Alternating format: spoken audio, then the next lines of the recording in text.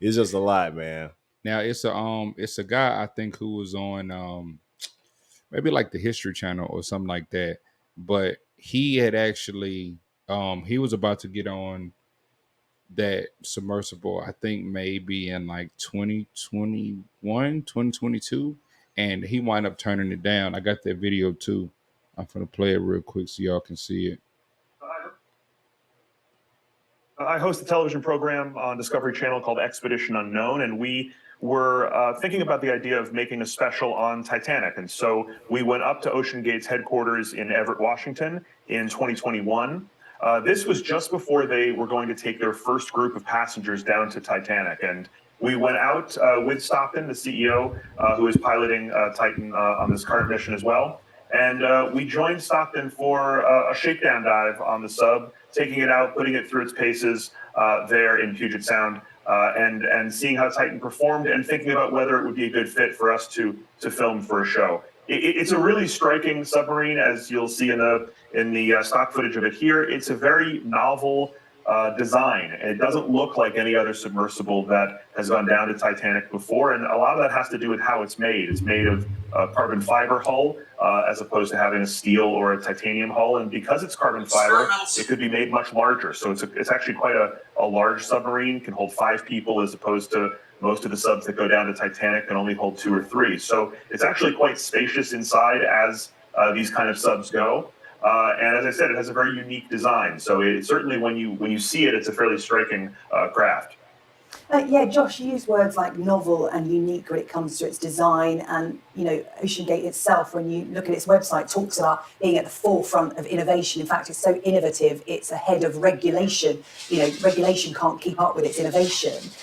But was it safe? Did you get the feeling that it was safe? Did you talk to those that operated it about the safety measures involved Sure. and the kind of risks involved? Tell us a bit about that. There is almost nothing to benchmark it against. There is no other vehicle like Titan anywhere in the world. It is a one-off. And so evaluating risk for a craft like this is really difficult. We know that carbon fiber is extremely strong. It is a miracle product in a lot of ways. It can be 10 times stronger than steel. But there are real questions about carbon fiber in terms of its fatigue. How does it perform at these kind of pressures and at this kind of a cold temperature after multiple cycles? And for us, on the dives that we did, I would say that some of the systems on board performed very well. Some of them didn't perform well at all. We had issues with thrusters. We had issues with computer control aboard. Ultimately, I decided to back off of our project because I just couldn't get comfortable ultimately with the design of Titan because there was so little data available about managing that risk and really what it looked like if this sub went up and down as many times as it was going to.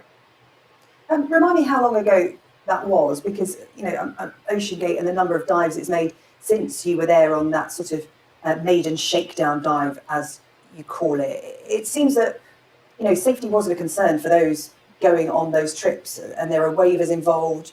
Everybody's well aware from the risk that the mention of death, apparently on the first page of the waiver, is mentioned 3 times. This was in 2021. Yeah, this was in 2021 when we went and did this with OceanGate. That was at the beginning of its real maiden season of bringing passengers out there for the first time.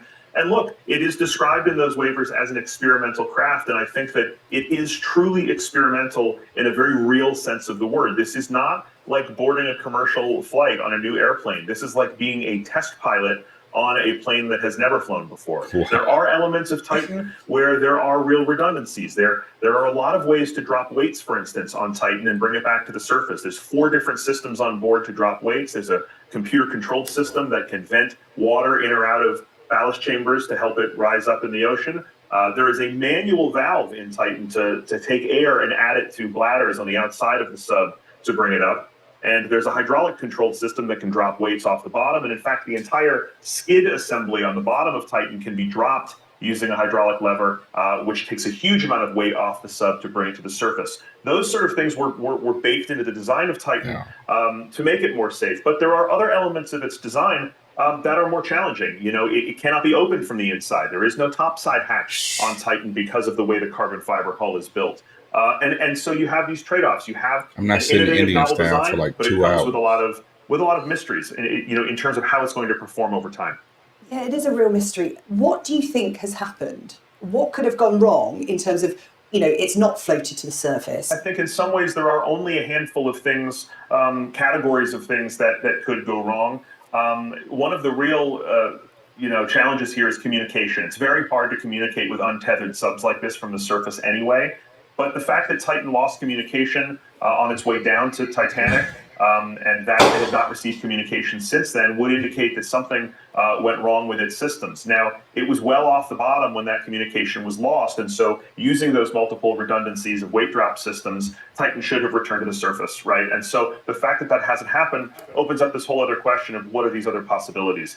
Look, certainly one of those possibilities is a hull failure. That kind of speaks to the carbon fiber design of Titan, and also a concern in all submersibles. Electrical fires, computer failure, things like that. Josh, one of the big questions being asked by everyone that follows this story is why? Why do this? Do you think this is the end of this kind of expedition involving this kind of submersible? Who's going to want to get into one of these ever again? Look, I think first of all, it's important to remember that Titanic has fascinated the world since the night that she sank. There is an incredible allure to this shipwreck, and indeed to all shipwrecks, I think, because they are time capsules. I think that, the people aboard Titan, I think, were there because they had a real passion and a real interest for Titanic, because it's something that speaks to them on a personal level, on a deep level. And so I think this is the case with Titanic. It is a difficult place to reach. It is an event that holds a huge place in our history. And I think that these people had admirable goals going down there. And I commend them for having the passion and determination to take a trip like this down to Titanic. Yeah. So even he said no, which, smart guy. Right. Smart guy. But yeah, so our condolences go out, to the 5 passengers that lost their life Definitely. on the submersible. And just read the waiver, man.